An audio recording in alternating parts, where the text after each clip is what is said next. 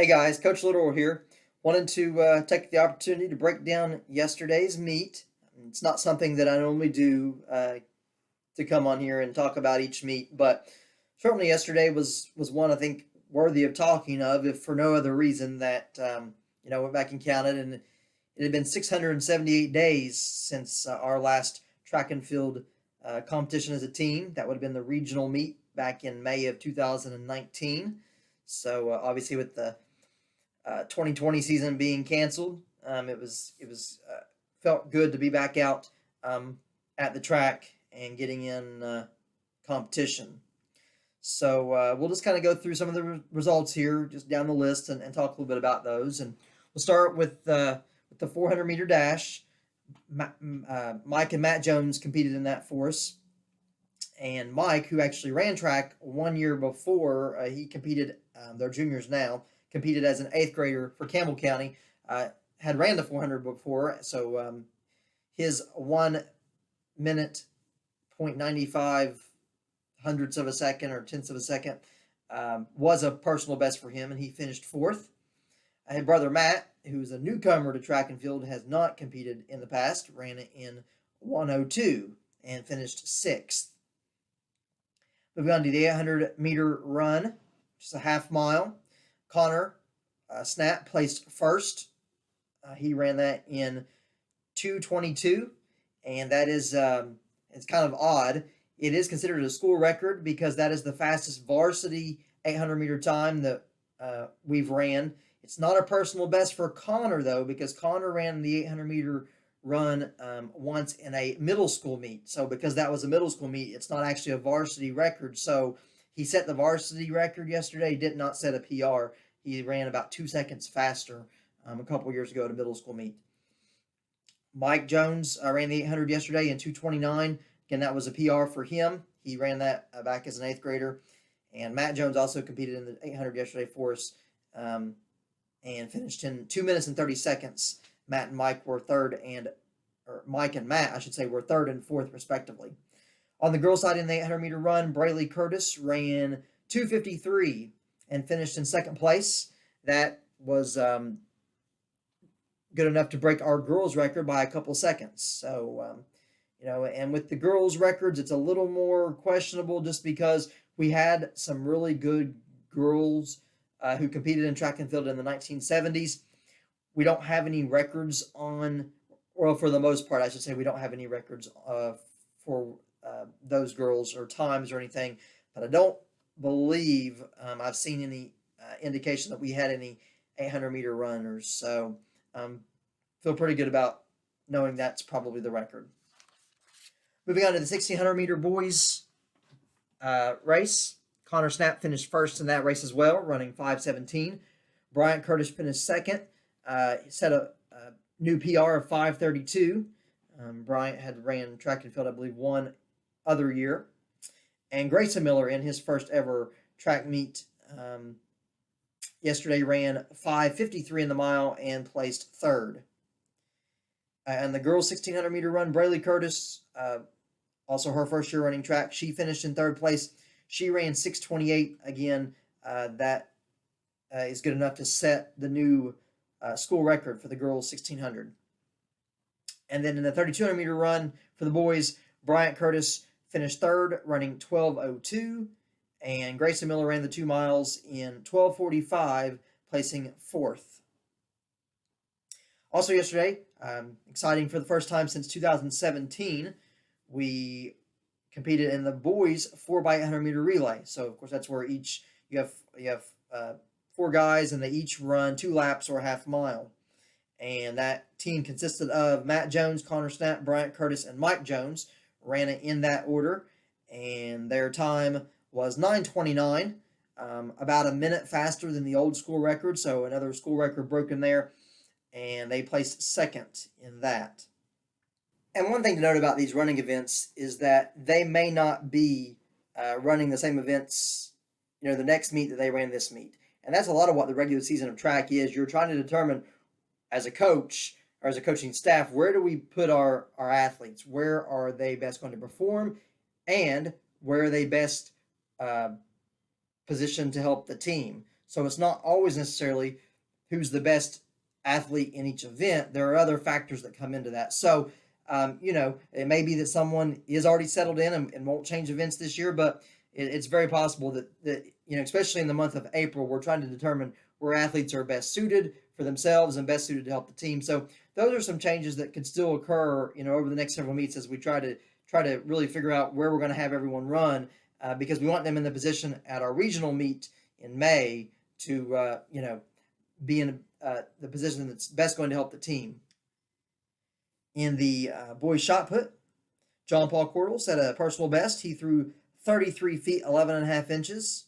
I think that was about 4 or 5 feet further than his prior PR, which of course was 2 years ago. John Paul placing fifth in that event. Braden Appleman competing yesterday for the first time in track and field. He threw the shot put in threw it 28 feet 11 inches. In the boys discus, John Paul set another PR of 90 feet 9 inches, and that is also good enough for the school record.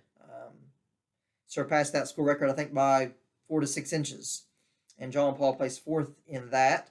Braden Appleman, first time ever throwing the disc, threw it in 73 feet 9 inches. And rounding out the events yesterday, the girls' long jump, Emma Young jumped 90 feet. Probably not going to jump 90 feet. Jumped 9 feet 10 and a half inches. Placed fourth. So again, Emma Young, not new to track, but that was her first ever time competing in the long jump, and to be honest, that was her first ever jump. Like, she hadn't even got to do it in practice. So her first time ever jumping, got in almost a 10-foot jump. So a lot of positives from yesterday, a lot of personal best, several school records, a lot of good things that show us kind of where we stand, and see what we need to build on, and where we're at and how we build on that. Because I'm sure people are getting tired of me saying this, but I mean, it's the truth.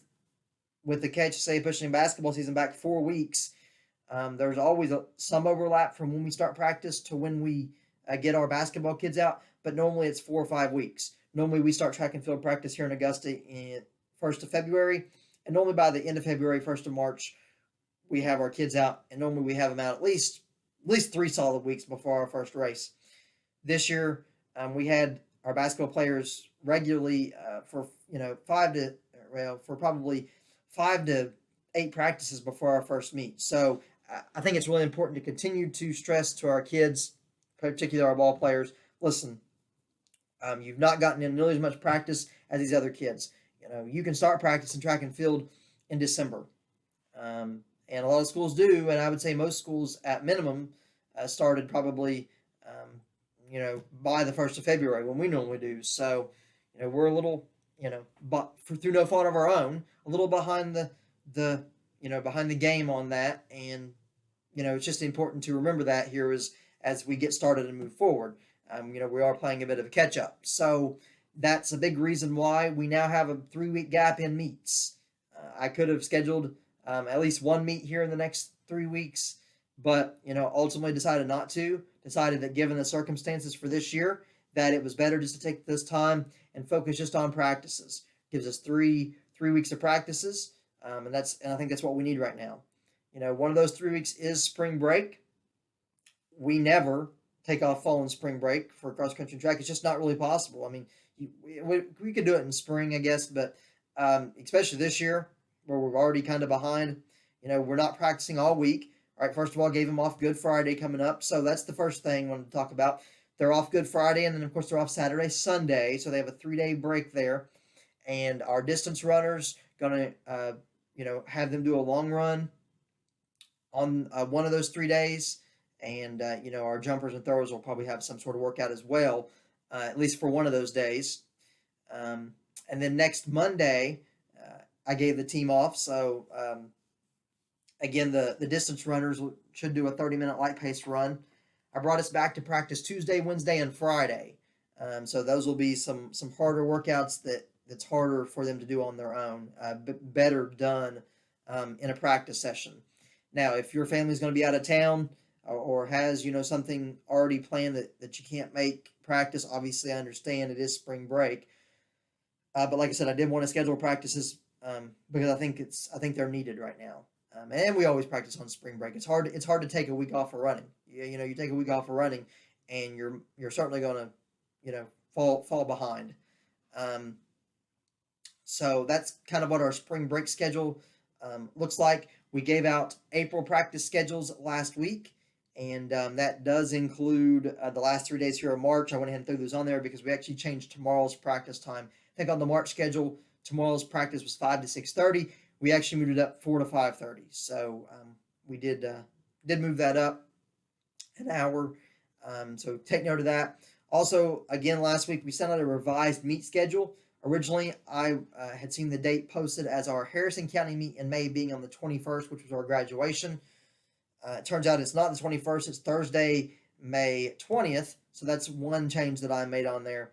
And also the other change was I didn't have the date yet for the regional meet when I sent those last meet schedules home. But as I mentioned in our last video, we now know that the regional meet is on Memorial Day, May 31st.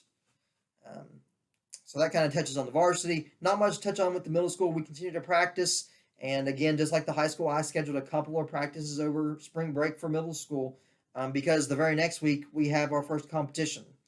Again, if your family's going to be out of town and can't make it, I understand. But certainly if your kids can be there, we want them to be there. We want them to get in at least a couple of runs over spring break because middle school comes back and, middle school's next race or first race, I should say, is April 15th at Bracken County. There's about 7 or 8 schools there. A couple bigger schools like Campbell County, I think, going to be there. So certainly will be good competition. And then our high school kids back in action on April 17th at the Mason County Royal Rumble in Maysville.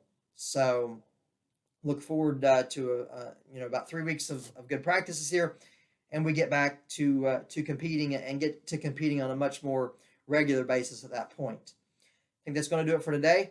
Hope everyone enjoys the rest of their Sunday, and we will see you soon. Take care.